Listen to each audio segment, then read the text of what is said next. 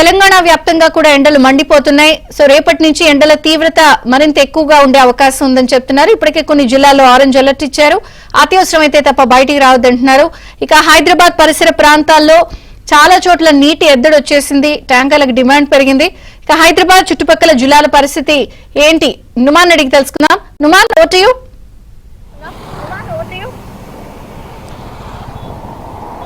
Right Vijaya Chandrika, temperature top లేపుతుంది. భానుడి భగభగలకు భాగ్యనగర వాసులు అల్లాడిపోతున్నారని చెప్పవచ్చు. సో ఇప్పటికే గరిష్టంగా 40 డిగ్రీల ఉష్ణోగ్రత ఇటు హైదరాబాద్ నగర వ్యాప్తంగా నమోదవుతుంది.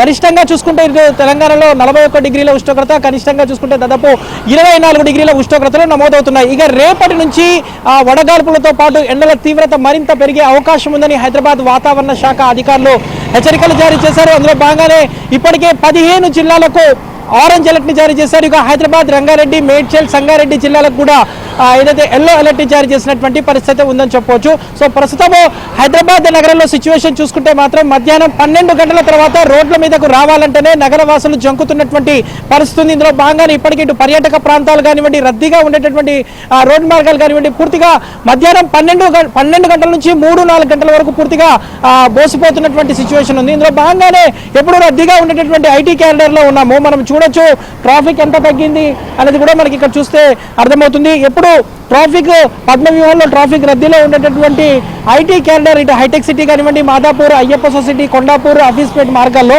ఇక రోడ్డు మీదకి రావాలంటేనే ప్రజలు జంకుతున్నటువంటి పరిస్థితి అయితే ఉందని చెప్పవచ్చు.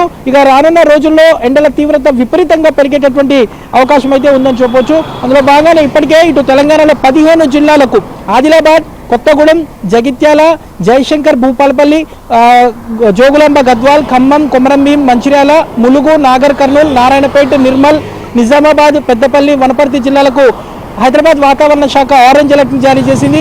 ఇక హైదరాబాద్ తో పాటు మొత్తం కూడా ఇక మిగిలిన జిల్లాలకు ఎల్లో అలర్ట్ ని జారీ చేసినటువంటి పరిస్థితి. ఇప్పటికే ఇటు తెలంగాణ రాష్ట్రంలో గరిష్టంగా 41 డిగ్రీల ఉష్ణోగ్రతలు దాటుతున్నాయి.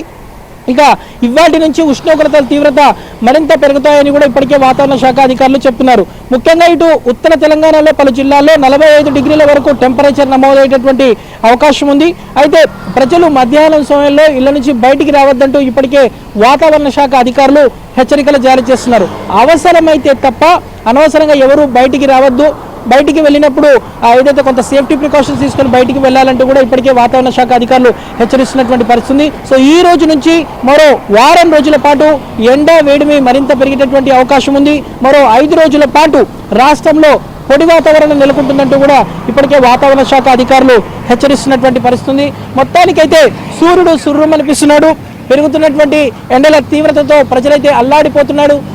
ముఖ్యంగా ఇటు హైదరాబాద్ నగరంలో మన సిచ్యువేషన్ చూసాము. మొత్తం కూడా మధ్యాహ్నం 12 గంటల తర్వాత రోడ్లన్నీ కూడా బోసిపోతున్నటువంటి పరిస్థితి. ఇక పర్యాటక ప్రాంతాల దగ్గర కూడా సాయంత్రం 6 గంటల తర్వాతే ఎవరైనా వెళ్తున్నటువంటి సిచ్యువేషన్ అయితే మనకు కనిపిస్తుంది. మొత్తానికైతే ఈ రోజు నుంచి ఇటు తెలంగాణ రాష్ట్ర వ్యాప్తంగా కూడా మొత్తం ఆరెంజ్ అలర్ట్ కొనసాగుతుంది. ఇటు హైదరాబాద్కి కూడా ఎల్లో అలర్ట్ అయితే కొనసాగుతున్నటువంటి సిచ్యువేషన్ అయితే మనకు కనిపిస్తుంది చెప్పొచ్చు విజయ చంద్రిక.